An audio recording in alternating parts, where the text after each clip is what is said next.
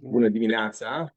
Bună dimineața tuturor oaspeților la această întâlnire a noastră, care practic face parte dintr-o altă întâlnire importantă din cele 3 zile dedicate lingvisticii. Suntem în interiorul celui de-al 10-lea Simpozion Internațional de Lingvistică, la cea de-a 15-a ediție a Colocviului Internațional Lexicografia Academică Românească, Provocările informatizării, așa numitul deja cu tradiție ACAD Lexi, organizat conform tradiției de cele 3 institute academice ale limbii române, la care se adaugă Departamentul de Lexicografie de la Institutul Română Bogdan Petricei cu HD de la Universitatea de Stat din Moldova. Vă salut cu căldură pe cei prezenți aici, la Institutul de Lingvistică, și pe cei aflați acasă și care ne onorează cu prezența. Prima parte a acestei întâlniri este dedicată salutului din partea reprezentanților celor 3 institute ale Academiei, la care se adaugă și Institutul Bogdan Petricei cu HD din Moldova, așa că îi voi ruga pe colegii mei. Aș începe cu doamna Ana Vulpe să spună câteva cuvinte în deschiderea acestei întâlniri. Vă rog, doamna Vulpe. Bună dimineața! Vă salutăm cordial de aici, de la Chișinău, și ne exprimăm întâi și întâi regretul că nu suntem prezenți fizic, deși e bine și online, dar fizic oricum altfel se interacționează. Vă întreb dacă mă auziți? Se aude? Da, se aude. Da, credeam că nu sunt auzită. Întâi și întâi aș vrea să apreciez și să mulțumesc mult organizatorilor pentru onoarea de mi s-a acordat cuvântul chiar în partea de deschidere, chiar să fiu prima, și printre cei 3 coordonatori ai Departamentului de Lexicografie de la cele 3 centre de cercetare din țară. Aș vrea mai întâi să fac o precizare, așa, o paranteză. Da, mă bucur că sunt printre coordonatori, dar am fost coordonatoare acestui departament vreo 30 de ani. Mă și înspăimânt când mă gândesc că din secolul trecut tocmai mi-a încredințat această derivuire încă academicianul Silviu Berejan, dar acum, de un an de zile, este coordonatoarea acestui sector suntem noi numiți aici, așa în organigrama institutului. Este o tânără, dar promițătoare cercetătoare și pasionată lexicografă, Liliana Botnar. Oricum, vorbesc acum în numele colegilor mele și chiar în numele direcției și vreau să mulțumesc încă o dată pentru faptul că suntem invitați să participăm și chiar ne regăsim printre organizatorii acestui eveniment de amploare, ACAD Lexi, eveniment științific, colocviu științific care se desfășoară deja, este la 15-a ediție și care este găzduit generos de Institutul de Lingvistică Alexandru Rosetti, Iorghe Iordan Alexandru Rosetti de la București. Totodată, sigur că ne exprimăm satisfacția profesională și bucuria nesimulată de a participa la acest congres, la acest colocviu. Mai mult decât atât, am zis că ne regăsim și noi printre organizatorii evenimentului, deși eforturile noastre, să recunoaștem, în acest sens au fost minime.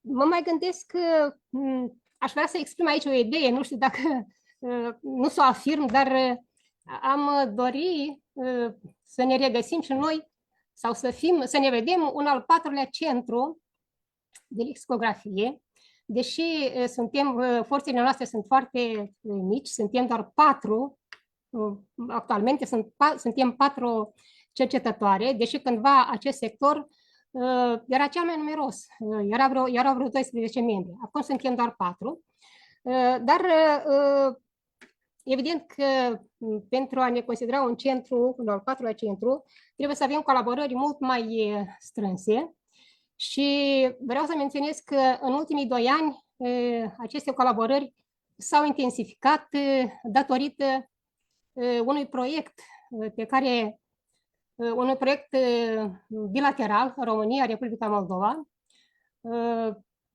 inițiat, deci director de proiect, domnul Florin Olariu, și în sensul ăsta am început chiar și să elaborăm lucrări comune. Mai mult decât atât, mă gândesc că ajuns la a 15 ediție, aș vrea să lansez aici, nu apel, dar să zic o idee. De fapt, această idee a fost preluată de la Elena Isabel Camba, când ne-am aflat într-un stagiu în cadrul proiectului, în care vă invităm să fim și noi gazda acestui eveniment științific de rezonanță, zic, și chiar mă gândim poate în primăvara care vine sau este un an, nu știu, dar mă gândeam că la anul, în 2007, s-ar împlini 100 de ani de la nașterea academicianului Silviu Berejan, nume de referință în lingvistică românească, și noi obișnuim să avem o conferință națională în memoria Silviu Berejan de acum de câțiva ani și odată la 2 ani se desfășoară acest eveniment. Și tocmai la anul, iată, avem în gând să organizăm această conferință și mă gândeam poate că s-ar putea îmbina armonios aceste 2 evenimente, deci Acadlexi sau să fie și conferința științifică în memoria Silviu Berejan, despre care probabil că cunoașteți și este un nume de referință în lingvistica românească. Ba chiar mi-amintesc că Eugen Coșeriu spunea despre Berejan că meritele domnului, așa cum s-a exprimat Eugen Coșeriu, în domeniul lingvisticii sunt incontestabile și sunt unanim acceptate în știința națională și în știința cea internațională. Mai mult decât atât, academicianul Silviu Berejan, în calitatea sa de director de institut, prin anii 2000 și ceva, împreună cu profesorul universitar dr. Dan Mănucă, pe atunci director de institut, de la Iași, au pus bazele unei colaborări foarte fructuoase între aceste 2 instituții. Repet, zic, s-ar putea cumva îmbina armonios aceste 2 evenimente. Și ca să închei, să nu lungesc prea mult, bănuiesc că am depășit timpul acordat, vreau să adresez încă o dată organizatorilor evenimentului actual cele mai sincere felicitări. Totodată vă doresc, de fapt ne dorim tuturor, succes, inspirație în prezentarea comunicărilor și discuții academice cât mai constructive. Mulțumesc mult! Doamna Vulpe, dumneavoastră ne auziți pe noi? Da, acum vă auzim. S-a întrerupt, nu m-ați auzit? Noi vă auzim. S-a auzit cu întreruperi, dar... internet, păcat. Sunt surprizele neplăcute. Surprizele neplăcute ale tehnicii, da. Cred că. Da. Vă mulțumim pentru cuvintele dumneavoastră și sper ca colaborarea dintre institutele noastre deja începută să continue. Vă mulțumesc încă o dată și aș da cuvântul Isabelei Camba pentru a spune pe scurt un cuvânt de început. Mulțumesc tare mult. O să încerc cuvântul de ordine să fie pe scurt, ca să ne încadrăm în program. Pentru mine e o mare bucurie și o onoare să mă aflu aici și să vorbesc în numele echipei de lexicografii de la Iași. pentru că acesta este copilul departamentului Ieșan, care acum a crescut și are și frații împreună în organizare. Anul trecut, după cum spunea și doamna Vulpere, iau pe scurt, poate că în felul ăsta întregim niște goluri din comunicare. Anul trecut, în colaborare cu confrații, cum spui tu, Cristian, bucureșteni și cei clujeni, iar în acest an, așa cum e și firesc, credem noi, cu frații între ale lexicografiei de la Chișinău. E a 15-a ediție, avem deja buletin și ne-am mutat în capitală. Dar după acest an ne vom muta și la Cluj și la Chișinău, sau și la Cluj și la Chișinău, ordinea o vom stabili, bineînțeles, de comun acord. E cu atât mai important cu cât de la bun început acest inițial atelier de lucru, workshop, apoi devenit coloviu, a avut și această componentă de comunicare hibridă, să spunem cu ghilimele, adică și cu prezență fizică, ceea ce ne bucură foarte mult, dar să oferim posibilitatea prin mediul virtual, posibilitatea participării și a celor care nu pot fi, iată, azi la București sau în anii trecuți la Iași. Dar astfel am fost mereu împreună și am întregit echipa de lexicograf și nu doar de lexicograf, pentru că e o manifestare care, deși este dedicată, singura de altfel din România, dedicată lexicografiei, a adus împreună specialiști din toate domeniile limbii și ale tehnologiei informației. Numele coloviului trimite și la partea de digitalizare și așa cum m-a rugat Cristian, am să subliniez câteva lucruri legate de digitalizarea lexicografiei. Suntem într-un proces foarte intens și în România de digitalizare, așa cum se întâmplă în toată lumea, dar e mai mult decât o simplă schimbare de metodă de lucru, de instrumente, e o schimbare de paradigmă de la tradiția solidă a lexicografiei la ceea ce aduce inovația tehnologică și putem vorbi de o schimbare epistemologică de-a dreptul. Dar se vor spune destul de multe lucruri și pe acest subiect și la masa rotundă și în alte comunicări.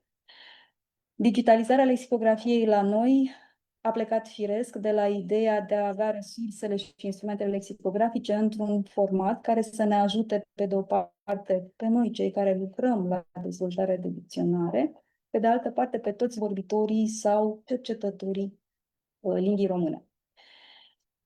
S-a plecat, în primul rând, de la ideea de a digitaliza dicționarul Tezaur.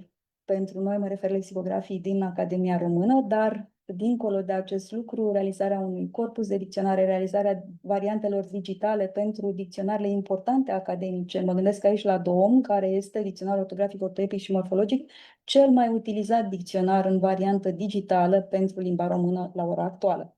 Așteptăm și Dex ediția 3, când va fi momentul.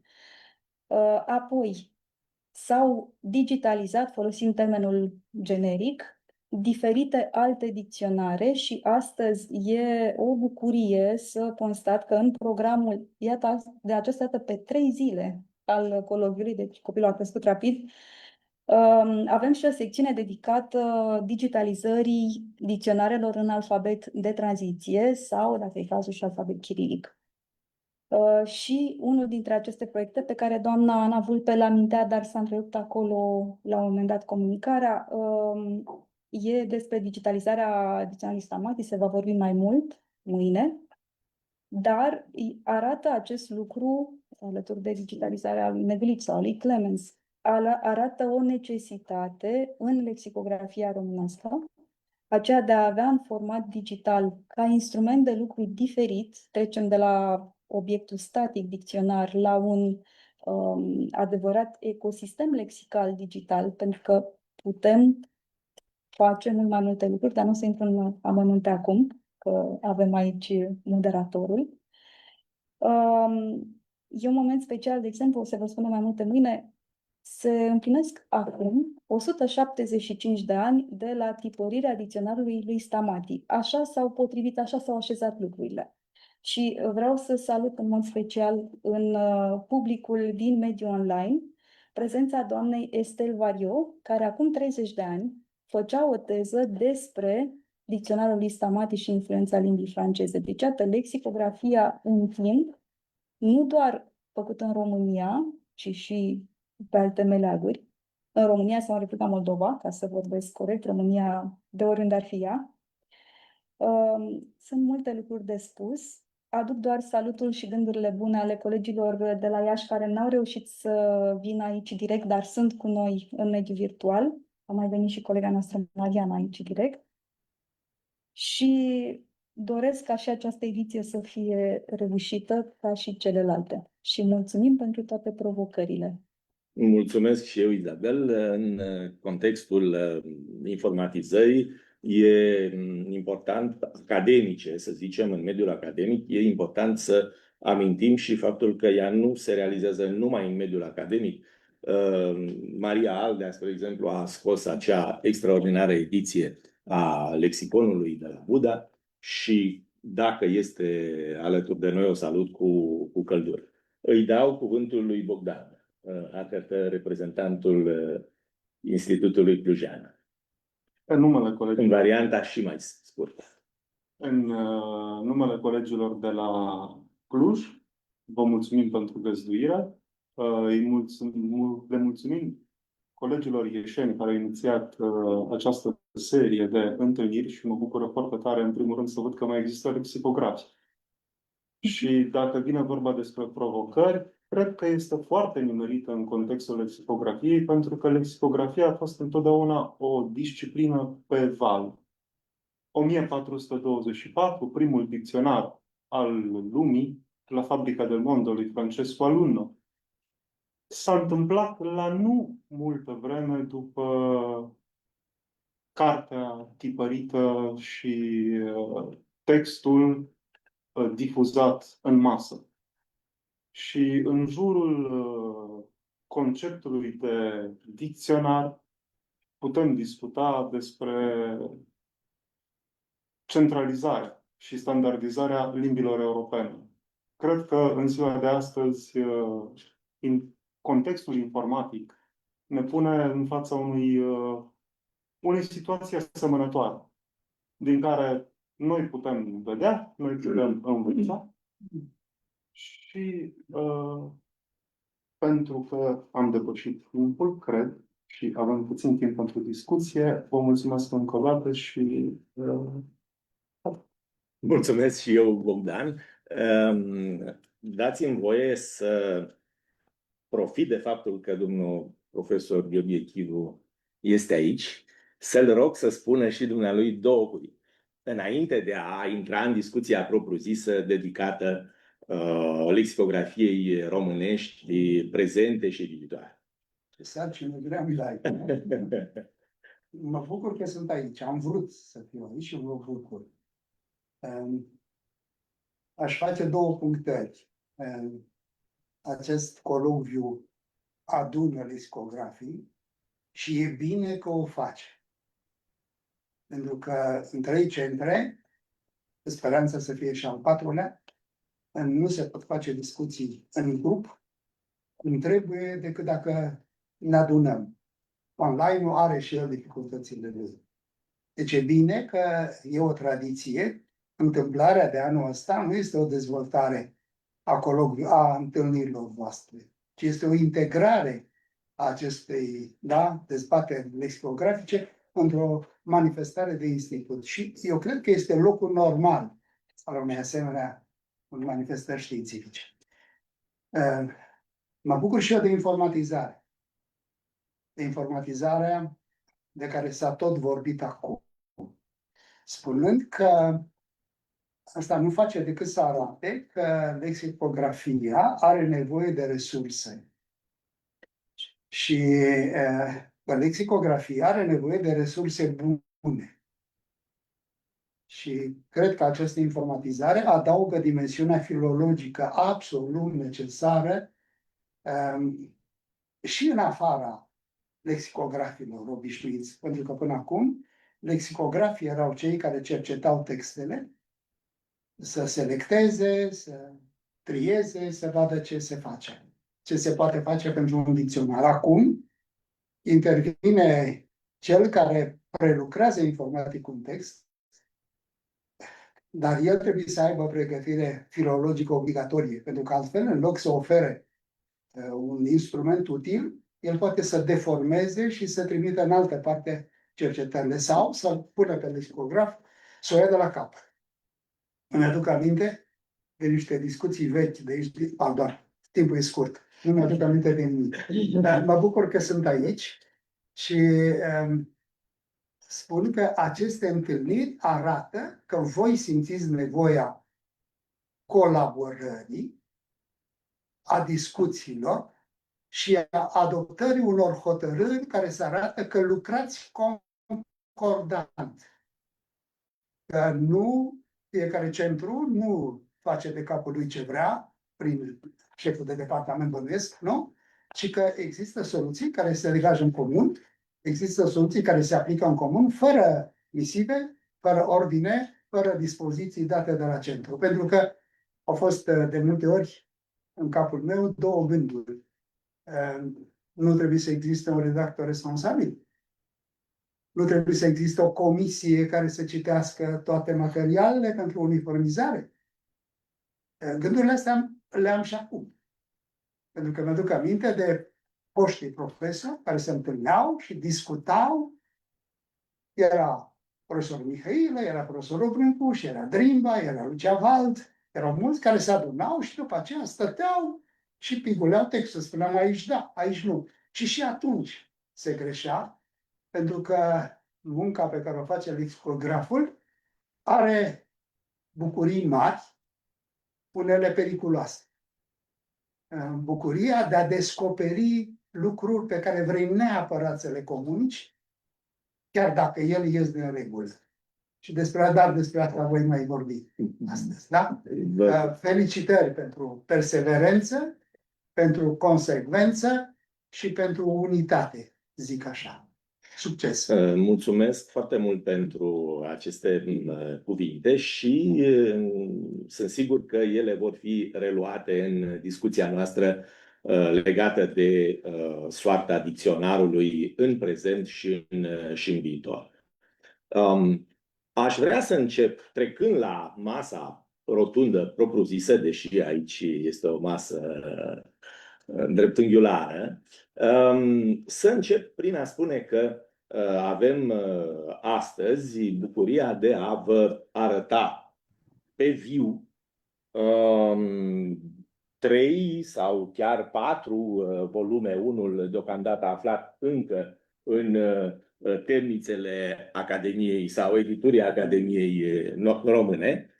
Este vorba despre cele 2 volume apărute la București, în variantă palpabilă, și volumul scos de colegii noștri de la Iași, prima parte, prima fasciculă a literei C, de la C la K. Este și el, există și el, dar nu-l avem încă în așa fel încât să-l arătăm. Aceasta ar fi prima mare bucurie pe care vă împărtășesc astăzi. A doua bucurie este aceea că aceste dicționare, sau cel puțin volumele de la București și de la Iași, sunt în format electronic la dispoziția tuturor celor interesați în a le consulta. Aveți pe ecran cum arată, nu vom detalia și nu vom, lua din timpul discuțiilor pentru a arăta mai multe lucruri. Important este să vedeți că el există. Aceasta este forma oficială, actuală a dicționarului, cu actuala, să spunem, configurație și cu foarte multe aspecte care sunt utile în funcționarea în utilizarea propriu-zisă a dicționarului.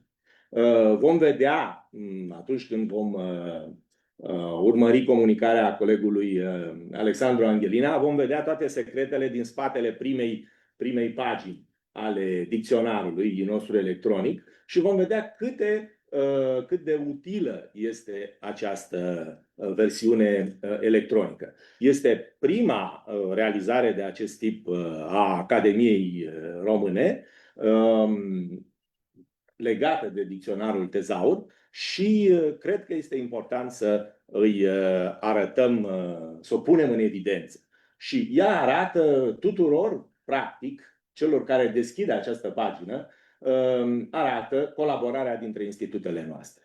Cu un rezultat care, sigur, totdeauna va fi discutabil, în sensul cel mai bun al cuvântului, poate plăcea, poate interesa mai mult, mai puțin, poate ridica întrebări, poate ridica comentarii, dar toate pot fi discutate și cred că întâlnirile noastre au rostul, inclusiv rostul de a arăta dacă și unde se pot reechilibra unele lucruri. Îmi face plăcere de asemenea să anunț faptul că pe site-ul Institutului Filipide a apărut deja alături de toate celelalte volume actele conferinței de anul trecut, Lexicografia academică românească, provocările informatizării. Ele sunt acolo cu toatele, să zic așa, și cei interesați în a urmări istoria acestor eforturi ale institutelor noastre, ale departamentelor de lexicografie, pot să urmărească rezultatele lor. De altfel, toate aceste volume intră și în bibliografia dicționarului academic, pentru că sunt comunicări ale confraților noștri și ale noastre, care aduc informații noi, comparativ inclusiv cu actuala configurație a dicționarului. Oricând descoperirea ale unor noi atestări anterioare celor deja găsite reprezintă un bun al cercetării lexicografice și lexicologice românești și ele, la un moment dat, vom discuta inclusiv despre asta, vor fi inserate, așa cum e firesc, cel puțin în varianta electronică a dicționarului. Acestea ar fi chestiunile introductive și acum, cu voia dumneavoastră, aș intra în miezul discuțiilor noastre, care, din păcate, nu ne dau posibilitatea unei desfășurări mai largi, dar ne străduim să prindem cele mai importante chestiuni, zic eu. Cum am gândit această discuție, unde eu voi vorbi cât mai puțin posibil, ar fi, pe de o parte, câteva cuvinte de reamintire a ceea ce facem sau, eventual, a ceea ce ar trebui să facem, apropo de ce spunea domnul profesor Chivu, în privința concordanței și convergenței activității noastre lexicografice și, în al doilea rând, ce continuăm să facem în privința unei optimizări a activității noastre comune. Sigur că există și subiecte sau probleme sensibile pe care nu știu dacă avem timp să le discutăm în mod special astăzi, dar dacă avem timp să o facem, o vom face. Bun, atunci, ce facem în momentul ăsta cu toții? Ne străduim să respectăm niște criterii deja stabilite, discutate între noi și stabilite de configurarea corpusului lexical. Și aceasta este o discuție deschisă. Și aceasta este o discuție care presupune eventuale variații. Dar noi încercăm să, chiar dacă să zicem în timp, să ajungem la acea formă de configurare convergentă și unitară a corpusului lexical. De asemenea, ne străduim să realizăm un echilibru între tipurile de texte, mai vechi sau mai noi, din care sunt extrase citate. Știu că, și știm cu toții, că marele avantaj al informatizării este existența unor baze de date din ce în ce mai bogate. Important este ca această bogăție a bazelor de date, de care beneficiem cu toții, în avantajul dicționarului, să fie realizată cât mai echilibrat în sensul distribuirii unor tipuri de texte variate și care să se subordoneze principiului, pe de o parte, al limbii istorice, al limbii literare, în variatele ei forme de manifestare, la care, sigur, adăugăm textele populare, textele dialectale, etc. Adică toată bogăția limbii noastre, de la începuturi și până astăzi. Sigur, e ușor de spus în cuvinte, mai greu este de pus în practică. Cam acestea ar fi în mare ceea ce facem noi în acest moment, alături de, sigur, respectarea principiului cantitativ, dar și calitativ al redactării unui dicționar. Mă bucur să pot spune că, din acest punct de vedere, structura articolelor, folosirea indicilor, adăugarea unităților frazeologice și indicarea etimologiei, acolo unde este posibil, sunt lucruri pe care le facem. Dacă la acest prim punct al discuției există completări, întrebări, comentarii, sunt gata să le ascult și să le discutăm împreună. Să intervin, Te rog. aș sublinia faptul că cred că e prima dată când toate cele 3 departamente care lucrează la Dicționarul Tezaur, ediția a doua, chiar lucrează împreună. Avem inclusiv ședințe de lucru împreună și în ultima vreme, de exemplu, avem săptămânal împreună cu colegii de la București, Cătălin Mititelu și Alex Angelina, care s-au ocupat îndeaproape de punerea pe acest site pe care l-ați văzut a informații din fasciculele redactate până acum. Și în momentul în care se digitalizează informația, se transpune în format digital, avem și noi norocul, ca lexicograf, să vedem unele lucruri care pot fi îmbunătățite. Putem să le numim și inconsecvență, de ce nu? Dar această metodă de lucru împreună face ca fasciculele noastre să fie mult mai uniforme. Da, avem același set de reguli, dar acum, în sfârșit, putem să aliniem și, cum aș spune eu, modul în care redactăm.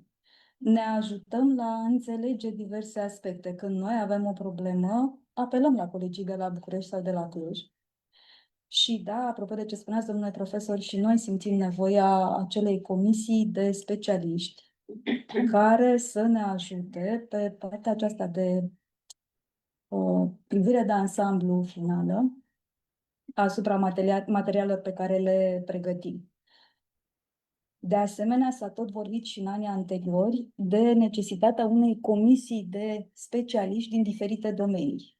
Și aducem din nou în discuție acest aspect, vorbesc la plural în numele echipelor. Avem nevoie de specialiști pentru că dicționarul Tezaur include termeni din diferite domenii și atunci noi nu suntem specialiști în orice. Căutăm cât de bine se poate, apelăm, e adevărat, și la specialiști, să spunem, în domeniul fizicii, dacă e ceva ce intră în dicționarul Tezaur. Pentru că și aici există niște reguli, nu orice termen din orice domeniu intră. Dar nu intrăm acum în discuțiile legate de criteriile de acceptare în dicționar unor termeni științifici. Deci aceste 2 comisii ar fi necesare, aș spune eu. Apoi, ar mai fi necesar să stabilim, chiar am început discuția pe acest subiect, un domeniu special al dicționarului Tezaur. Așa cum pentru limba franceză, Academia franceză are dicționar linie Academie, deci dicționarul Academiei, acolo este clar, nu se amestecă nimeni, toată lumea știe că la această adresă este dicționarul Academiei. Chiar discutam acum dacă nu ar fi potrivită o astfel de abordare și pentru dicționarul Academiei la noi. Și de ce avem nevoie de astfel de lucruri? Vrem ca publicul, care acum e, spunem, bombardat cu tot felul de informații, să poată ști unde să meargă pentru informația validată de specialiști. Și de aceea e datoria noastră să ne asigurăm că le punem la dispoziție instrumentele pe care le-au creat și le creăm noi, cei care ne-am specializat pe acest domeniu. Aș readuce în discuție și un alt subiect cu care am încheiat coloquiul de anul trecut și cu care cred că am încheiat și comunicarea mea de anul trecut despre digitalizare și lexicografie, o relație fără de care nu se mai poate astăzi, că e necesară, pe atunci spuneam, o platformă națională cu resurse digitale pentru limba română, dar în ideea, ceea ce spunea și doamna Ana Vulpe la început, e nevoie de o platformă cu resurse digitale pentru limba română, în care să punem împreună resursele create de specialiști din România și din Republica Moldova. Cred că e necesar să facem pași concreți și în această direcție. Pentru că acum sunt foarte multe informații, resurse, instrumente din zona aceasta lexicografia, filologie în general, dar sunt împărțite pe institute. Avem acea platformă a secției Solirom, din păcate, deocamdată ea stagnează, ne propunem să o reactivăm tot într-o colaborare, nu poate fi proiectul unui singur institut, cu siguranță e a secției. Și atunci cred că aici ar fi bine, pentru că dicționarul Tezaur e un element de referință în toată această poveste frumoasă, să spunem așa, a lexicografiei. Și aș mai aminti un singur lucru. Pe 25 iunie am fost invitați aici să susținem împreună cei care vremelnic suntem responsabili pentru echipele de lexicografie de la București, Cluj și Iași, o conferință despre dicționarul Tezaur, ediția a doua. Și vă invităm de pe acum ca să putem discuta și atunci ceea ce ne reușim astăzi. Mulțumesc frumos! Mulțumesc și eu. Dacă sunt întrebări sau completări sau comentarii... Pot să spun ceva? Da, sigur. Trebuie să mă învăț cu ideea atunci când vorbesc. Cei din sală privesc în stânga. E o senzație vizuală interesantă. În primul rând, toate cele bune tuturor și vreau să felicit această superbă idee de a alătura Acadlexi, acestui colocviu, prezența colegilor de la Institutul Bogdan Petricei cu HD-ul și prezența doamnei Ana Vulpe. Este o frumoasă recuperare și absolut necesară. Încerc să mă refer cât mai pe scurt la două chestiuni. Bineînțeles, alcătuirea unei comisii de etimologie e o chestiune cu care sunt convinsă toți cei de față suntem de acord. Nici trebuie lucrat punctual pe această chestiune. Mă refer la cele spuse de... Am să încerc și am să spun Cristian. Am să mă adaptez, ținând cont și de diferența de vârstă. La cele spuse de Cristian cu privire la tipurile de textar. Este un lucru extrem de greu și ar fi poate bine ca la o viitoare masă rotundă să fie unul din subiectele trecute în program pe care să-l discutăm pregătindu-ne puțin înainte. Este un subiect esențial pe care trebuie să-l avem în vedere. Și, bineînțeles, mă voi referi și la aspectul inevitabil, prezența termenilor științifici în DLR. Aici sunt două etape, pentru că Elena a spus să fim atenți ce termeni introducem. Asta este o a doua etapă. Prima etapă pe care am observat-o noi, școala de la Iași care lucrăm pe termeni științifici, prima etapă este de corectare a ceea ce deja există în dicționarul Tezaur și care este atins de o oarece prejudecată.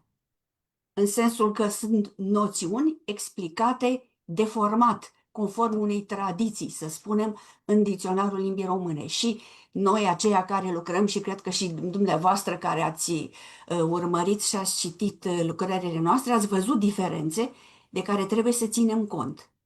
Adică există o prejudecată a preluării unor termeni specializați care nu corespund adevărului științific.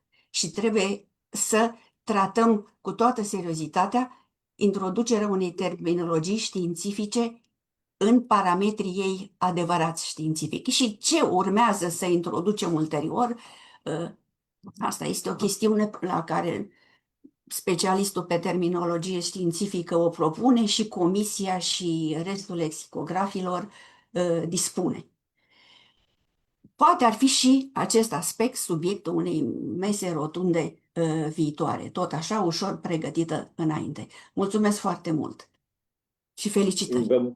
Vă mulțumesc și eu și ceea ce spuneți dumneavoastră vine oarecum în completarea spuselor Izabelei legat de acea dezirabilă comisie de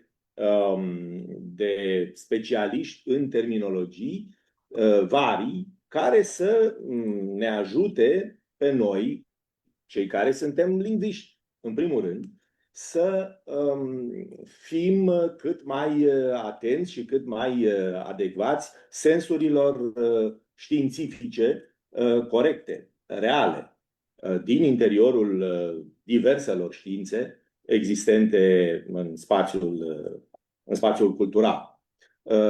Deci, da, vă mulțumesc pentru această completare care este foarte, foarte necesară. Aș mai face o nuanță, raportându-mă la următorul punct pe care l-aș fi adus în discuție, legat de o comisie de etimologie. Sigur, întotdeauna orice sfat venit din partea unor specialiști este util. Amintesc însă faptul că la Institutul de Lingvistică Gheorghe Iordan Alexandru Rosetti există o comisie de etimologie, din care fac și eu parte alături de colegul Ion Giurgia și de ceilalți colegi din comisie, redactori sau revizori, care se dedică în mod particular acestei cercetări. Adică noi, la dicționarul tezaur al limbii române, valorificăm, aș spune cu toată încrederea, rezultatele cercetării etimologice ale colegilor noștri din același departament practic, care acordă o importanță substanțială cercetării din acest punct de vedere. Deci aici suntem favorizați de cercetările complementare care se fac, noi valorificând rezultatele lor și ei, de asemenea, revenind de fiecare dată la cercetarea absensurilor, primelor atestări, etc.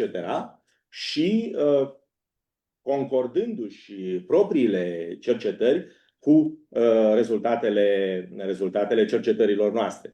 Deci, din punctul ăsta de vedere, e o fericită completare a activității. Fac o paranteză aici. La dicționarul, noi am ajuns la dicționarul etimologic al limbii române, la litera F, și am profitat de munca colegilor noștri de la Cluj, tocmai pentru a îmbogăți și a revedea unele chestiuni care au fost puse acolo, diferit, să spunem, de o primă vedere din partea noastră, ajungând la concordanțe sau, dimpotrivă, la discordanțe. Dar, în genere, ne-a ajutat foarte mult faptul că colegii de la Cluj au cercetat cu toată atenția toate aspectele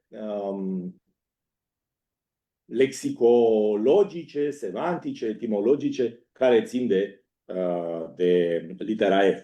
Așa că și de la C, evident. Dar pentru că suntem la litera F în lucru, profit de această ocazie să mulțumesc din sau în numele colegilor de la Etimologic activității colegilor de la Iași și de la Cluj. Dacă pot, doar o paranteză Sigur. scurtă, în completarea a ceea ce ai spus, iată modul în care legăm astăzi resursele în format digital. Noi la Dicționarul Tezaur ediția a doua folosim evident dicționarul etimologic. E făcut în cadrul Academiei cu specialiști, așa cum arăta Cristian. În același timp, dinspre Dicționarul Tezaur, așa cum spuneai tu, se pot lua unele informații și îmbunătăți, dacă e cazul, corecta, după caz, în Dicționarul etimologic. Dar mai mult decât atât, în varianta digitală, s-a făcut deja legătura acolo unde e cazul, între un cuvânt care este lucrat, de exemplu aici acces, și la etimologie, direct cu dicționarul etimologic. Deci eu pot să merg de aici, de la etimologia, de la cuvântul acces, de exemplu, direct în dicționarul etimologic, ca să pot vedea chiar în dicționarul specialiștilor și discuțiile etimologice despre acel termen, ceea ce amintește cumva de dicționarul Pușcariu, dacă ne gândim că acolo era paragraful etimologic mult mai bogat. Asta voiam să completez, pentru că deja se întâmplă și se poate utiliza. Da, și faptul că cele două dicționare sunt complementare este foarte important și util cercetătorilor, curioșilor, celor doritori să afle mai mult decât ce găsesc eventual într-unul sau în celălalt. Pentru că, eu știu, cei care vor să vadă mai mult decât sinteza etimologiei, se pot duce în dicționarul etimologic să vadă tot ce s-a spus și bine și mai puțin bine în legătură cu originea unui cuvânt și din partea cealaltă, cel care caută, să spunem, în dicționarul etimologic întâi, poate să-și rafineze cercetarea trecând la dicționarul istoric și văzând citate, văzând succesiunea cronologică, nuanțe semantice, etc., care în mod firesc nu pot să apară în dicționarul etimologic. Da, domnule profesor. Cred că sintagma Comisiei de Etimologie a fost luată ad literam. Nu știu cine a exprimat-o asta, ar putea să fi folosit chiar eu primul, dar nu cred. Nu, doamna Cristina Florescu a... Mă văd pe cei prezenți dincolo de ecran. Să le spun bun venit și pe această cale să mă bucur că ne întâlnim. Mă gândesc că acea comisie la care am făcut referire, cu oamenii pe care i-am menționat, făceau un fel de revizie pe care sigur o face fiecare departament în parte. Dar e nevoie, zic eu, și de un ochi de la vecini. Și atunci să exista la început o comisie lexicografică. Nu putem face acum acea comisie lexicografică pentru că mie mi se pare că va fi dificil și de realizat acea comisie de specialiști care să funcționeze permanent și să răspundă oricând avem nevoie la o problemă. Astea, multă vreme, cred că vor fi relații nu personale, dar relații prietenești între specialiști din diverse domenii pentru consultații benevole, dacă vreți, pentru că altfel e greu de făcut.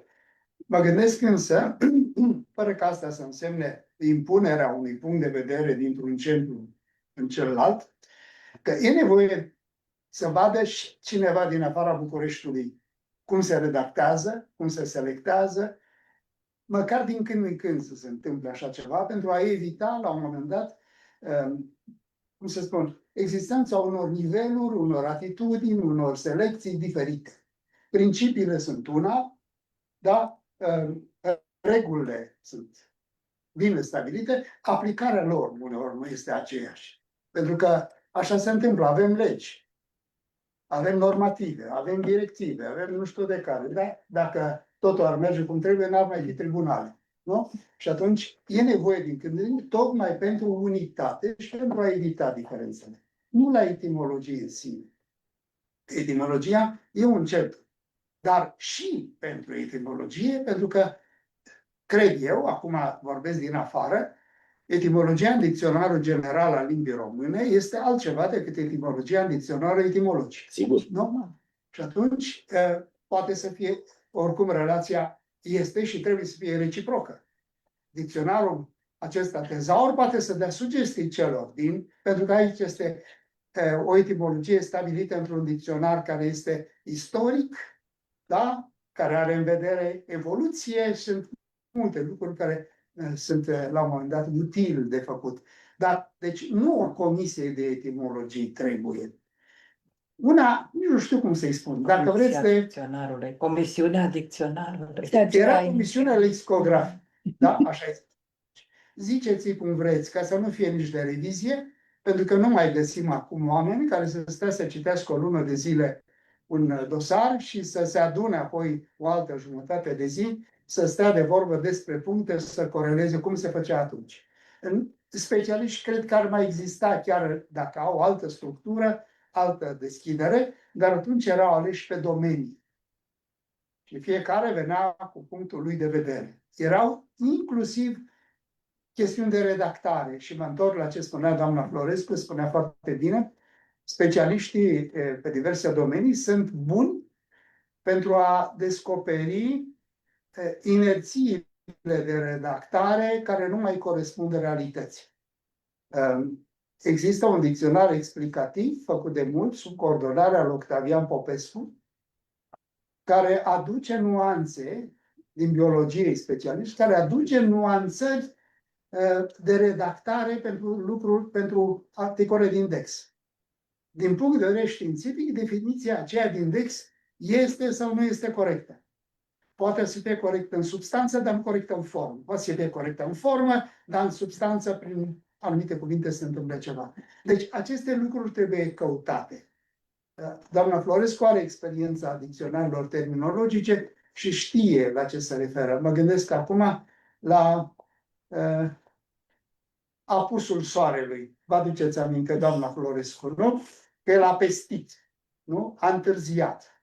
Și discuția purtată cu specialistul dumneavoastră, cu acea imagine falsă a soarelui deasupra orizontului, care creează vorbitorul obișnuit ideea de întârziere. El nu mai există. Este o imagine pe care vorbitorul obișnuit și noi reflectăm limba română comună, de uz general în dicționarul Academiei, nu cea de strictă specialitate. Și aici nuanțele, sigur, vor fi găsite de lexicografi. Mulțumesc! Mulțumesc și eu. Tăiați-mi cuvântul, pentru că se pare că Dați-mi voi, permiteți-mi să intervin scurt, iar nimic nu se poate face fără dimensiunea filologică la care am uitat să mă refer în prima intervenție. Adică un text care este bine editat, întoarce un sens, îl luminează sau îl poate extirpa din dicționar.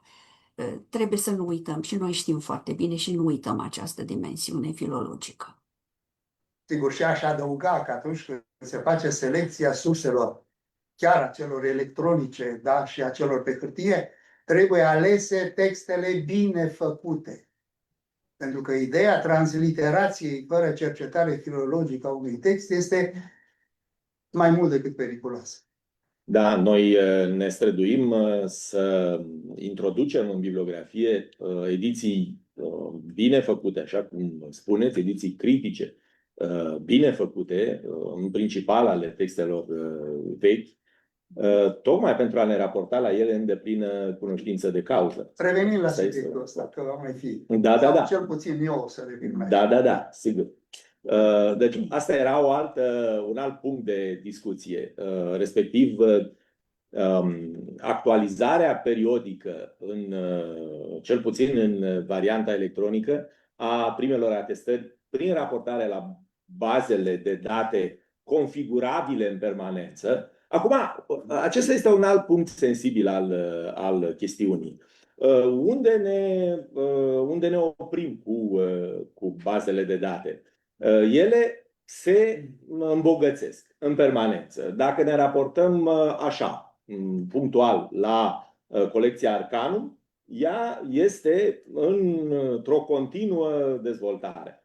Bun, constatăm că, eu știu, aproape de la lună la lună, noi stabilim la un moment dat o primă atestare pentru un anumit sens, pentru ca, eu știu, dacă din vari motive căutăm respectivul cuvânt sau respectivul sens peste o lună, două, trei, să constatăm că este antedatabil, sensibil. Bun. Și atunci munca noastră este sau a fost în zadar? Eu cred că nu. Pentru că actuala disponibilitate a variante electronice, și aici este unul dintre marile avantaje ale informatizării, este aceea că putem în timp real, să-i zic așa, să revenim la unele decizii legate în principal de chestiunea cronologiei. Pe de altă parte, trebuie să găsim și o măsură în această permanentă căutare a unei noi atestări. Întotdeauna vor fi găsite noi atestări și această chestiune nu trebuie să fie una considerabilă ca, să spunem, iată, ați greșit aici pentru că eu am găsit o altă atestare anterioară. Întotdeauna noi suntem bucuroși dacă și când ni se semnalează eventuale corijări ale acestei chestiuni, să le facem. E adevărat. Lucrăm totuși cu un dicționar care ar trebui să presupună stabilitate, să presupună cât mai puține intervenții, dar intervențiile, și nu intervenții de conținut, în orice caz, intervențiile de acest tip, să spunem, de convenție cronologică, să fie făcute spre binele dicționarului. Din acest punct de vedere, eu cred că așa numita actualizare sau periodicizarea actualizărilor, care este valabilă inclusiv atunci când comparăm, să spunem, dicționarele academice, cel etimologic cu cel tezaur, să se facă la intervale, prin convenție, la intervale nu foarte frecvente. Pentru că atunci lăsăm o impresie de superficialitate sau de inconsecvență. Dacă pe acest subiect sunt comentarii sau completări, vă ascult. Dacă Vă rog. se poate, aș avea un comentariu legat de subiectul anterior și anume, apropo de lucrurile sensibile, anume de includerea terminologiilor speciale în dicționarul tezaur. Sigur că noi avem norme și clare în privința aceasta și includem în dicționarul limbii acei termeni care au tendința să intre în uzul general. Nu tendința. Chiar au intrat deja. Realitatea. Se dovedesc că au intrat în uzul general. Asta Și nu e dovedit că da. Sensibilă rămâne următoarea. Acești termeni, intrând în uzul general, suportă modificări de sens. Adică, mai simplu, utilizatorii nu cunosc bine sensul științific și deformează semantica termenului. Pot fi astfel de situații. Ce facem? nu facem nimic până când acea deviație este stabilizată de limbă. Este lexicalizată. Nu facem Exact. nimic. Și atunci noi o înregistrăm, iar partea de normare rămâne lucrărilor de specialitate. Nu, înregistrarea în dicționarul Academiei se poate face doar după lexicalizare. Asta da. Altfel, dacă unul nu știe sensul unui cuvânt și îl folosește el aiurea, nici nu trebuie. Deci nu e un dicționar de limbă vorbită exclusiv, e un dicționar general al limbii române. Atunci sunt etape, Aș zice că ăsta este unul dintre punctele sensibile în sensul bun al cuvântului, al acestei discuții, alături de altele pe care vă promit că voi avea, să spunem, așa, abilitatea de a le gestiona în așa fel încât să ne încadrăm în timpul avut la dispoziție. E una dintre dificultățile dicționarului, care trebuie stabilită sau prin și rezolvată, în ultima instanță, prin convenție, dar printr-o convenție pe care trebuie să ne o asumăm cu toții. Și eventualele păreri de rău sau eventualele cugetări de tipul nu e păcat ca un cuvânt atestat, eu știu, doar la Costinescu să fie pierdut pentru cultura lexicografică românească dacă nu îl semnalăm în dicționarul Academiei, în dicționarul Tezaur. De fiecare dată când ne aflăm în asemenea situații, gândim și așa. Dar, dincolo de această gândire subiectivă, cred că ar trebui să primeze o gândire care să ia în considerare acele criterii care, în teorie, sunt clare și eu sper să le putem face și le putem pune în practică cu aceeași claritate și consecvență în dicționarul Tezaur, fără să pierdem aceste situații, fără să le lăsăm uitări. Pentru că am propus data trecută sau la un moment dat în discuțiile noastre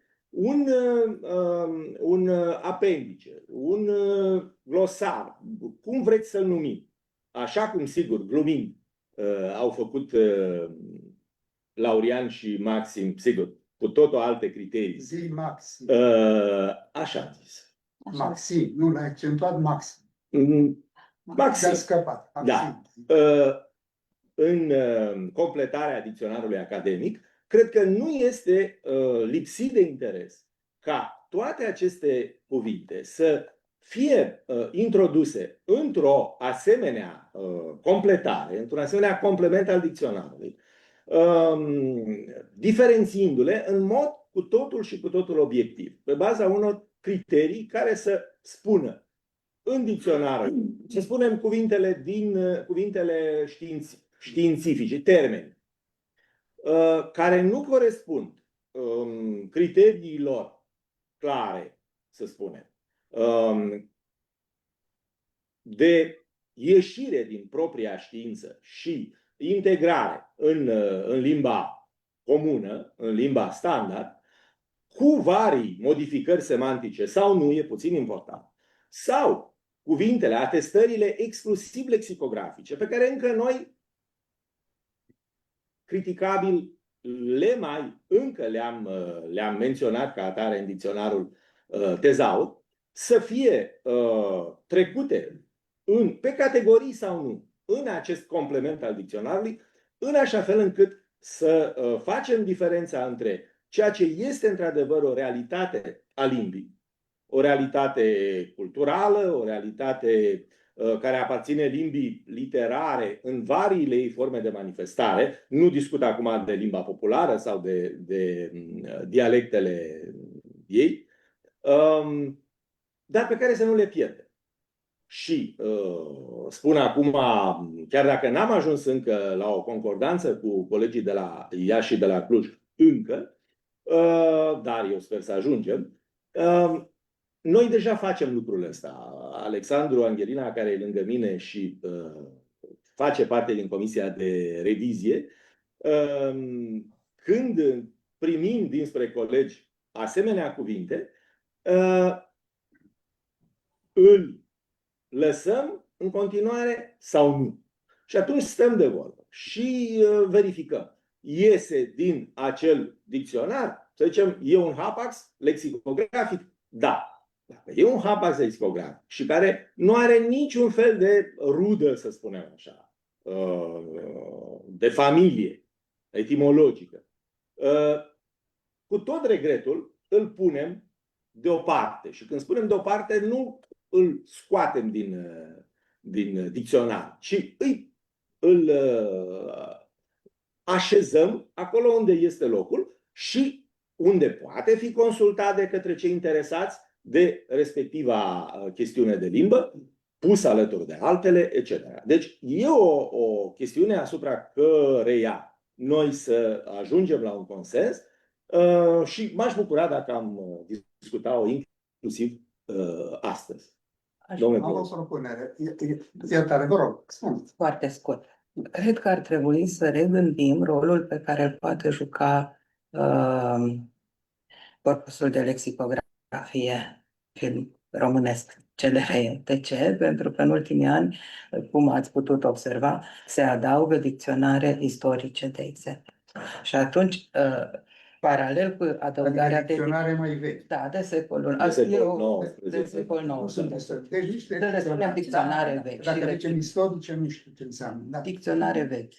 În general, noi aveam, proiectul a avut ca scop inițial transpunerea în format digital a dicționarelor din bibliografia tezaurului și corelarea acestor dicționare cu tezaurul.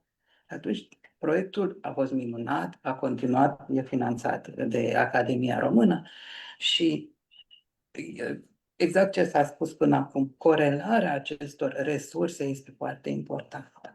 Și pot, prin corelarea acestor resurse, pentru că în spatele dicționarelor aliniate este ca o coloană vertebrală, un lexicon, da, să spunem, o listă de cuvinte care cuprinde toate formele și cuvintele. Acea listă de cuvinte poate fi analizată și corelată cu dicționarele și atunci vom avea un instrument care să rezolve problema haxurilor. Da.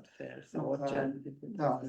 Domnule profesor. Referirea pe care ai făcut-o la dicționarul Laurian și Maxim este parțial bună. Sigur. Pentru că acolo erau două dicționare. O normă ideală, în primele două volume, și o normă reală, în ultimul volum. Da. Faptul că avem posibilitatea, că avem baze, că avem posibilitatea unei variante electronice, este extraordinar. Și nu e nevoie să inventăm o altă lucrare, pentru că o anexă a dicționarului presupune o redactare după anumite criterii. Vă propun un lexic al limbii române, sau vocabularul limbii române, ziceți cum vreți, descriptiv, istoric, nici nu trebuie să-i spunem cea, dar să inventarieze toate informațiile pe care noi le avem și pe care încă nu le punem în dicționarul Academiei. Acea bază să fie permanent actualizată, după niște criterii care să fie clare, să vedem dacă e o transcriere bună, pentru că simpla prelucrare electronică a edițiilor făcute pentru dicționar e periculoasă. Pentru că poți să pui alături surse prelucrate în mod diferit, interpretate în mod diferit și acea integrare trebuie făcută după niște criterii și de niște oameni care știu despre ce este vorba. Pentru că poți să inventezi variante care nu există. Da? Mă gândesc acum, anticipez, pe Mitrece intrat în dicționarul Academiei, pe Măslugit intrat în dicționarul Academiei, Mitrece pe o propunere a lui Hașteu, fantastică, dar ireală, și a devenit variantă un cuvânt aproape sinonim cu mătrice, ceea ce era incorect, pentru că acolo era nu ai mintre, ce nu avea nicio legătură cu Mitrece. Da? Și pe Măslugit s-a transcris greșit fișa de la Cluj, în loc de mai lungit, da? Și a ieșit Măslugit și am făcut un nou articol dicționar. Da? Cu cele mai bune intenții făcute transcriere de lexicograf și puse în dicționarul Academiei. Păreau reale. Cum să-l contrazici pe HT? Deci, nu o altă lucrare, nu o anexă a dicționarului Academiei. Dicționarul Academiei, bine că este în format electronic, formatul electronic se actualizează, dar după criterii pe care trebuie să le aveți foarte bine. Da? Da? Cele ale dicționarului mare trebuie să fie. Dar corecturile acelea rămâne de văzut, pentru că altfel trebuie să republicăm la fiecare 2 ani volumele publicate. Va fi greu și nu știu dacă e util. Dar având o variantă electronică, putem să facem actualizările aici și baza aceea de date să rămână utilă pentru orice. Pentru că multe sunt fapte de limbă vorbită. multe sunt invenții particulare, multe sunt de idiolect. Astea trebuie văzute după aceea. Dar avem o sursă de informații la care ne putem raporta oricând. Și asta trebuie construită. O putem avea, acolo putem turna dicționarele bine făcute, acolo putem găsi multe lucruri și tot ce găsim să introducem acolo. Și aceea așteaptă. Devine sursă de informație, devine punct de referință, devine izvor pentru alte lucrări. Aceea să fie permanent actualizată, gestionată cum trebuie, cu copii să nu se piardă și lucrurile le știm informaticieni. Deci nu o altă lucrare, ci o bază de date pe care să o constituim permanent. Și cred că este mai mult decât ușor de făcut. Se face de la sine. Da, ideea unei anexe e un fel de, sau da, am gândit-o ca un fel de a spune, pentru că Da. în ultimă instanță ceea ce propuneți noastră e doar o altă denumire a ceea ce gândisem eu, pentru că în actuala fază de elaborare a dicționarului noi avem niște, sau un corpus prelucrabil și sintetizabil în forma finală a dicționarului, conform criteriilor deja existente. Baza de date despre care spuneți se configurează treptat, în timp, plecând de la ceea ce constatăm noi în variantele de redactare, că nu corespunde, cel puțin deocamdată, criteriul. Și atunci, DLR-ului, sigur că, care e altceva. exact. Da, Deci- dar noi lucrăm DLR-ul tezaur. Acea bază de date trebuie să aibă în vedere toate tipurile de dicționare. Deci acolo trebuie să fie o bază națională de date, un fel de, cum ziceam, ziceți lexicul limbii române. Da. Întotdeauna și de oriunde. Ziceți cum vreți. Da? Lecții care să includă nu doar Poftim? În plus față de Este un plus. tot, E alături de. Da. Avem posibilitatea să facem așa ceva. Și asta nu înseamnă că punem. Ar trebui să-i duci odată pe colegi în camera mare, din partea stângă a culoarului, da, care închide. Să vadă arhiva dicționarului limbii române. Care și aceea ar trebui odată, dar cine să o facă? Scanată și pusă. Da? Da. Pentru că manuscrisul DLR manuscris nu e folosit integral, apare din când în când citat acum în DLR-ul acesta. Da. De ce mai apare citat DLR manuscris? Înseamnă că a fost respins la DLR-ul ediția 1. Dacă n-a fost respins la DLR-ul din ediția 1, e greu de spus de ce mai zic DLR manuscris, dar nu contează Noi acum asta. lucrăm la Da. actualizarea, dacă ar fi să vorbim așa, Da. reluăm în ediția a doua ceea ce a fost de aur. Ori DLR Sigur. manuscris e ceea ce ar fi fost pregătit pentru aceste porțiuni. Tocmai. Deci ele nu au fost respinse atunci pentru că nu sunt de la mișcare. Exact. Deci ediția a doua a luat-o de la capăt, așa încât e normal să folosim DLR manuscris. Dar iertați-mă, în DLR manuscris, sub DLR nu se ascunde o siglă? Este formă pe care DLR-ul manuscris a inventat-o? Aia nu-i scoasă, acea atestare nu-i scoasă dintr-un text? Nu are o sursă. Dacă are o sursă, DLR-ul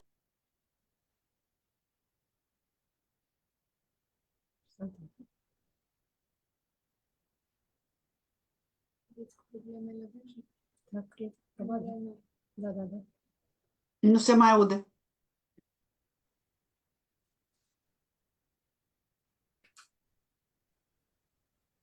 Da. Dar acea citare din varianta manuscrisă a DLR-ului provine dintr-un text. Acel text nu e DLR manuscris. Ci este țichindeală, este nu știu cine. DLR manuscris nu trebuie să existe ca trimitere. Dacă există asemenea situații, îmi imaginez, înseamnă că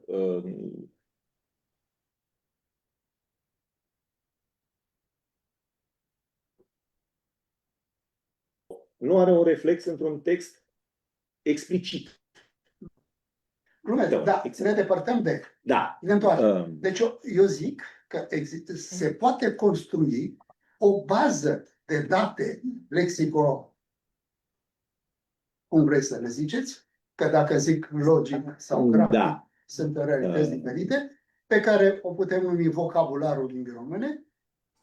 Putem introduce acolo și indicii de text, dacă vreți. Nu așa, doamnă Estrada, da? Putem introduce acele anexe pe care noi le numim glosar, din ediții. Putem semnala și le putem găsim sistem, le putem prelucra. Edițiile noastre care au format electronic pot fi recuperate ușor și spunem că se face asta și atunci lucrurile acestea pot să ducă la construirea unei baze de referință care să fie extraordinară, care să ajute, care să limpezească, să ateste, să facă orice. Nu avem nevoie deocamdată de o anexă. Dacă dicționarul vechi s-a făcut într-o 100 de ani, ritmul cu care mergem acum, sub 50 de ani nu terminăm de LR-ul ediția aceasta. Ar fi bine. Sunteți... Eu aici Sunt am pesimist sau optimist? o completare, nu. Sunteți... Da. Uitați-vă câți Optimist. lexicografi lucrăm acum la dicționarul federal. Eu zic că de aici vine problema, pentru că resurse avem tot mai bune și la îndemână, Așa. dar suntem tot Oameni. mai puțini cei care lucrăm efectiv la dicționarul tezaur. Voi vă plângeți? Să știi că avem 6 norme, la Academie. avem 6 norme și jumătate, atât. Pe Da, TLR. nu. aș zice că această discuție nu interesează în mod particular Nu, pe cei Dar care eu ne cred că ascultă. strategie culturală, aș zice. Pentru că dacă dicționarul tezaur e opera fundamentală, atunci poate ar trebui să gândim strategic acest lucru. Mă uitam acum la aniversarea celor 160 de ani de la înființarea Academiei. Aproape fiecare discurs important a început cu dicționarul tezaur. Element fundamental încă de la înființare, unul dintre scopuri. Dar atunci haideți să ne raportăm la această lucrare și la alte lucrări importante pentru limba română și prin prisma faptului că avem nevoie de cercetători care să lucreze la aceste... Să lăsăm pe partea aceea, să gândim partea teoretică. Nu, pentru că mă gândesc acum că seria veche a dicționarului, până la Loșniță s-a zis, deși Da. au rămas în manuscris multe și de la Dei sau nu s-au tipărit, mai sunt lucruri de acolo. Acea parte a fost făcută, erau 5 sau 6? Constant 6. Bun. Sau mai 5, alternat. 5 sau 6 care făceau documentare, care făceau transcriere, care făceau redactare, care făceau note etimologice, susțineau și Dacoromania și tipăreau și dicționarul Academiei. Aceea era. Locea a făcut de unul singur volum, un volum întreg. Puterile erau altele, că dacă ne întrebăm cum a scris Cantemir, cât a scris, zicem că erau alți oameni și aveau negri lângă. Nu era așa. Da. Acum avem niște negri care se cheamă calculatoare. Avem o strategie care înseamnă inteligența artificială pusă în slujba noastră. Ce nu rămâne din seria veche a dicționarului Academiei în seria aceasta nu trebuie modificat, ci trebuie vărsat acolo cu un sistem pe care informaticianul îl spune. Ce primim și nu corespunde trebuie lăsat acolo, ce avem și rămâne trebuie pus acolo și marcat că acela a intrat aici. Adică asta se poate gândi informatic și se poate realiza. Nu trebuie să punem inteligența artificială că inventează un dicționar care nu corespunde cu limba română. Dar să punem la lucru inteligența artificială pentru a scurta efortul și a scurta timpul și a ordona mai bine, lucrul acesta îl putem face gândind cu ajutorul informaticienilor. Altceva trebuie făcut, să avem în continuare specialiști care să gândească la fel. Ori e greu de un singur specialist pentru toate centrele, dar fiecare centru să lupte pentru a angaja un specialist în informatică priceput și în lexicologie, dar să poată face programe și pentru lucrările celelalte care trebuie duse mai departe. Dar avem alte lucruri și nu mai intrăm în timp. Doar foarte scurt, avem norocul acum, apropo de informaticieni, ca și la acest capitol să există o colaborare foarte bună. Cătălin Mititelu și Alex Anghelnean, Da. tot la această categorie complexă, să spunem. Și de la noi, Alexandra Ilie și Călina Ciocoiu lucrează mai nou împreună, se formează toți pe această parte de digitalizare a dicționarului Tezaur și eu sper mai departe să colaborăm și la realizarea corpusului lexicografic, încă, repet, acestea sunt opere comune, sunt opere, proiecte interinstituționale, deci... Da, tot ceea ce s-a spus aici legat de acest subiect e interesant și merită gândit într-o perspectivă mai mult sau mai puțin apropiată. Aș zice însă că, înainte de a trece la ultimul subiect al discuției noastre, trebuie să gândim, în primul rând, realist.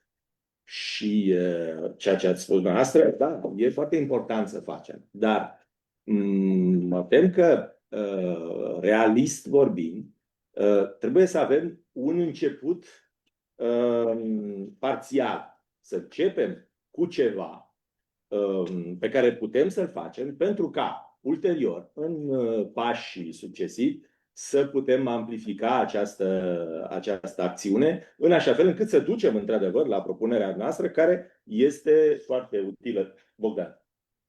CNR-ul nu poate să fie ca bază. Noi de acolo putem scoate o listă. Da, Este ceea ce se numea și Gabi, amintea Gabi, lexicon, care e în spate. Din tot ce e acum în dicționarul, în corpusul lexicografic, se poate scoate o listă comună a tuturor cuvintelor care apar acolo, cuvinte titlu sau, după caz, în funcție de dicționar. Da, e o idee la care ne vom gândi. Ultima discuție, din păcate mai avem 5 minute, dar nu pot să nu o pun în fața dumneavoastră, este chestiunea legată de configurarea structurală a dicționarului. Și știm că, din varii discuții, că actuala formă care pune în evidență cronologia în partea stângă nu este, să spunem, în acceptul tuturor celor care sunt interesați de această realizare. Înlocuiește acceptul cu altceva. Adică există și păreri diferite care gândesc că e posibilă. Așa. Poate este chiar necesară căutarea unei alte soluții de care prezentare grafică a unui articol. Am tot discutat cu domnul profesor Chivu asupra acestui subiect și la propunerea dumnealui am experimentat alte forme care amintesc mai degrabă de forma veche a dicționarului academic și sau dacă sunteți de acord, am putea chiar pune pe ecran.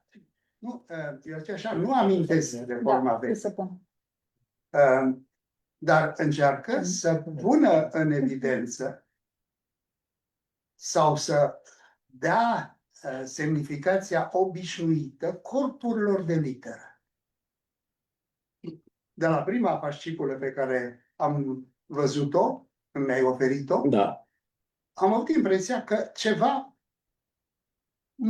e ceva strident în organizarea paginii. Am vorbit și cu doamna Florescu, am vorbit și cu dumneata, am vorbit cu mulți, da? Pentru că, după mine, corpul cel mai frapant, corpul care intră în ochiul cititorului, este boldul. În clipa în care, într-o pagină de dicționar, ai un șir întreg de sus până jos de cifre date cu bold, este informația care sare în ochi de prima dată. Este cea mai importantă informație din pagină. Punerea,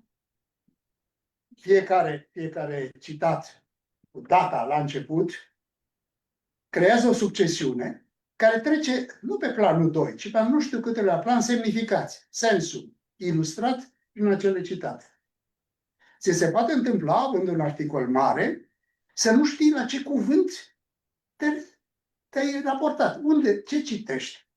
Pentru că sensul este pe 2 pagini înainte. Pus cu un corp, undeva un rând, semnificația, celelalte îți sare în ochi și nu sensul respectiv. Scuzați-mă, din Da. fericire la această Da. chestiune avem rezolvarea, în sensul că noi putem electronic să organizăm pagina în așa fel încât să cititorul să aibă în fața ochilor Așa? primul citat cu prima atestare și atât. Celelalte fiind ascunse. Și atunci se diminuează această dificultate în așa fel încât, să zicem, nu mai vine pe 5 pagini, ci pe una sau pe una și jumătate. Bun, asta este o soluție pentru cel care are în față formatul electronic Da. și care îl accesează pe acela. Câți dintre cei care citesc dicționarul au abilitățile tehnice în momentul de față să facă aceste ascunderi? 100%. Ele sunt adiționate din start ascunse. Ele sunt Eu nu știu să intru acolo și eu am dicționarul pe hârtie și vreau să-l văd pe hârtie. Și mă întreb, în propunerea pe care ți-am făcut-o, Da. tu poți să prezinți, am zis așa, este cea mai importantă informație data sau data atestării este o informație dintr-un ansamblu? Dacă este o informație dintr-un ansamblu, eu trebuie să am informația respectivă. Nu să fie cea care îmi sare prima în ochi. Și atunci o pot pune cu drepte sau cu italice. E nevoie să am succesiunea acestor citate? Sau le pot pune în continuare? Dacă vreau să găsesc data, o găsesc, indiferent dacă este prima sau este în interior. Și atunci l-am rugat să facă o variantă în care să avem cuvântul titlu, să avem scoase semnificațiile și ilustrările pentru semnificații să fie puse în continuare cu data marcată și în formatul pe hârtie. Și uitați-vă ce a ieșit. Se pot pune nu neapărat cu bold acolo, deci cu drepte sau cu italice, să vedeți ce este. E o propunere. Sigur că da. Asta este rostul punerii în discuție a acestei propuneri, Da. pentru că ne gândim de fiecare dată la propuneri care, evident, sunt făcute din dorința de a face dicționarul cât mai consultabil cu putință. Dincolo de asta, trebuie să ne gândim și la posibilitățile electronice de a face aceste modificări. Am luat un cuvânt la recomandarea domnului profesor care să fie în măsura posibilului pe o pagină. Iată cum arată cuvântul. Întâi cum arată acidula. formatul actual. Da, poți să pui întâi formatul actual. Cu mulțumiri, Alexandru, că mi-ai făcut aceste Și până să fac o precizare, pentru că am discutat cu doamna Florescu și am aflat că trebuie evitată munca suplimentară a redactorului. Să nu facă 2 redactori. categoric. Pentru formatul electronic și pentru formatul pe hârtie. Și atunci soluția pe care am propus-o și am încercat să o verific, nu impune muncă suplimentară pentru redactor. Este o soluție tehnică care aranjează materialul, dacă vreți, comparabil cu vechile modalități de tipărire și am verificat. Există în Italia un dicționar care dă atestările cu acest sistem. Nu cel englezesc care a fost folosit, în care sunt puse una sub alta datările, ci este vocabularul de la limba, cred că istoric, nu mai știu cum se cheamă la limba italiană, care merge pe aceste chestii. Se pot face. Și apoi prelucrările în format electronic puteți să faceți ce vreți. Acolo se pot găsi. Dar eu aș face și în formatul electronic o modalitate din asta care să nu... E pentru că dacă eu îi dau să-mi caute, știu ca informatician, îi dau să-mi caute toate cuvintele atestate într-un an. Inventez. Nu mă pricep. Nu? Da. Pentru că soluțiile pot fi găsite electronic. În sinteză, eu înțeleg din ce ne-ați prezentat următoarea chestiune. Și anume că doriți sau considerați că este mai bună o formulă de tipul celei prezente acum pe ecran, dar valabilă pentru versiunea tipărită. Poate să fie Pentru că dacă pentru e versiunea, și sau- acum urmează continuarea, pentru versiunea electronică, actuala formă are în spatele ei o succesiune de etape care pot fi sau sunt aproape imposibil de reconfigurat dintr-un click. Se poate face, dacă ajungem la o asemenea concluzie, se poate face eventual pentru versiunea tipărită o formulă identică sau apropiată cu cea a dicționarului, varianta DLR-ul, dar aceste diferențe sunt aproape, nu că sunt aproape imposibile, electronic este posibil orice, dar presupun un efort foarte consistent de regândire a întregului angrenaj din spate, care a fost gândit în această formă cu tot ce înseamnă configurările actuale, adică posibilitatea ascunderii sensurilor, posibilitatea căutării după domenii, posibilitatea, eu știu, cercetării din diverse perspective, în așa fel încât, sigur, e posibilă o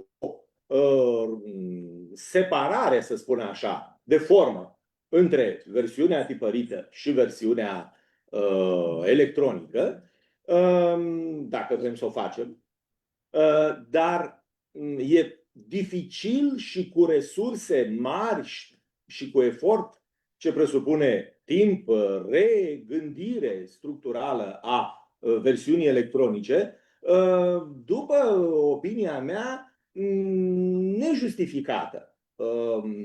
Dacă mergem pe ideea unei formule propuse de domnul profesor, ea este valabilă, dar cred că exclusiv în formula de publicare letrică, pe hârtie. Pentru că, practic, transpunerea ei și în format electronic dă peste cap cu o formulă adecvată, vreau să spun acum. construcția din spate. Domnul Chivu, îmi permiteți puțin? Scuzați-mă pentru că am fost implicat în discuție. Care a fost punctul meu de plecare? La 50 ceva de ani de lexicografie, credeți-mă, eu pot citi un dicționar și pe diagonală și pe pagina invers. Deci pe mine, efectiv, a ajuns să nu mă mai deranjeze până într-atât. De unde a plecat problema mea? Am în jurul meu persoane care știu să citească dicționare. Nu sunt lingviști, nu sunt mai ales lexicografi. În clipa în care au văzut forma tipărită, în fiecare într-un anume moment nu a găsit cuvântul titlu. Ori, pentru mine asta a reprezentat un moment de autoreconstrucție. Și aceste date, în toate formele pe care le-ați propus, este bine să fie oricum scos boldul anilor. Știți că mie mi-a plăcut de la început faptul că de fiecare dată este dat anul și pus în evidență. Dar în această formă, anul trecut cu... Aici se distinge ușor. Dacă sunt cuvinte mărunte, să știți că lucrurile pun probleme pentru nespecialiști. Și acest an cu bold pus înainte trebuie estompat. Bun, Și aici putem părez de acord cu ce spuneți dumneavoastră să ajungeți la o medie a... Întotdeauna este cea mai bună formulă aceea unei variante care să mulțumească, să spun așa, să fie concordantă cu toate opiniile. Eu vă mulțumesc tuturor pentru această discuție. Din punctul meu de vedere și sper din punctul tuturor de vedere utilă și care sper să aibă și rezultate în mod concret.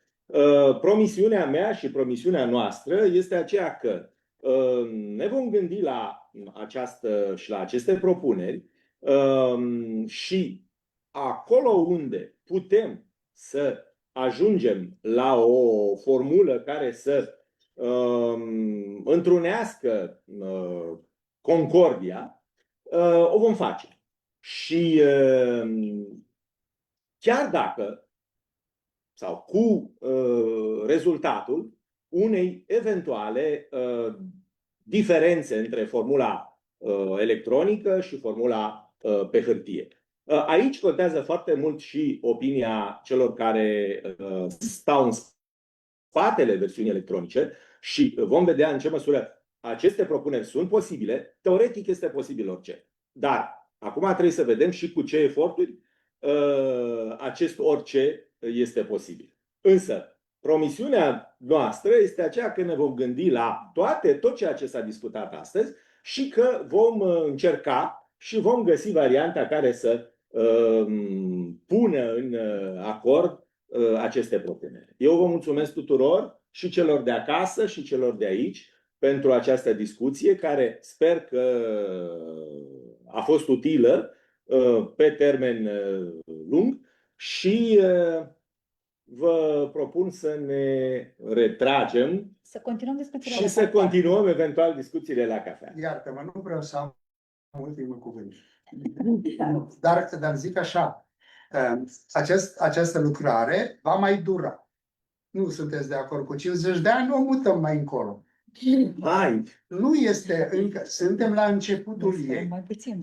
Da. Dacă forma actuală, gândită într-un anumit fel, la sugestia informaticienilor, cu modele străine, ajungem la concluzia că nu este cea mai bună, nu efortul de modificare trebuie să fie cel care să decidă, ci utilitatea modificării și rezultatul. Sigur că Pentru că nu va fi concordie. Nu votăm cine e pentru și cine nu. Nu mai discutăm acum de utilitatea, necesitatea votului în chestiuni științifice. sigur. Trebuie judecat și dacă e nevoie, se face modificare. Informaticianul trebuie să găsească soluția. Nu ne subordonăm. Nu mai avem niciun informatician lângă noi.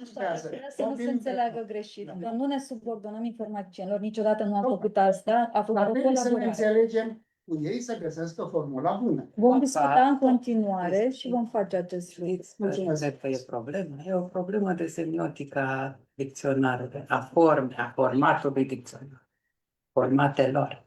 Fiecare format de text are un sens în spate, cum era în DLR serial. Aș spune, acum încheind și mergând la cafea, dându-vă pe ușa afară, așa, că, mă rog, cel care... Să vorbiți singur. Da. Cel care folosește varianta electronică a dicționarului, actuală, plec de la această formă, îi va valorifica avantajele.